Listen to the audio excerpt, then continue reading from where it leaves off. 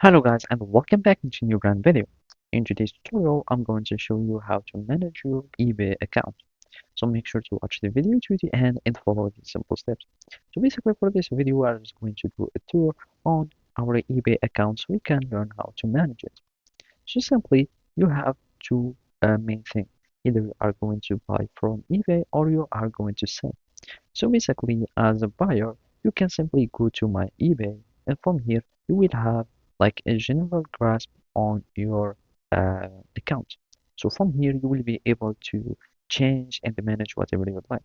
So this summary will show you any items, ideas for you, or what items that you've recently viewed, bids and offer, etc. So basically, this is like a dashboard. Then you will find your recently viewed. So basically, this is like your history, and here you will find the deals that you have found and viewed. So basically, here in the bidding, you will be able to start like managing to find your offers that you have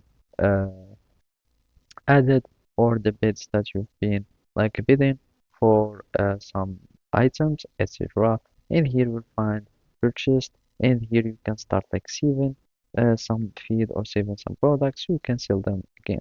Now here, if you are selling on eBay, you would have like a seller dashboard. So from here, you will be able to start listing your items, and basically you will have like also add like here we can click on sell an item.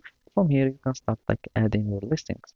After that you can just simply go again to your for example, here you find your orders or scheduled items, and basically this is all the active listing, and basically you can like list them. And from here you can also like manage your payments method, like you can add wallets or like bank cards or like PayPal accounts or whatever. And basically you can start like managing many things. Also here in the account preferences, you will be able to find some communication preferences and some privacy settings, so you can manage communication with the clients or with people who want to buy from you, or generally the communication, for example, on eBay. So basically that's all. Thank you for watching and see you next time.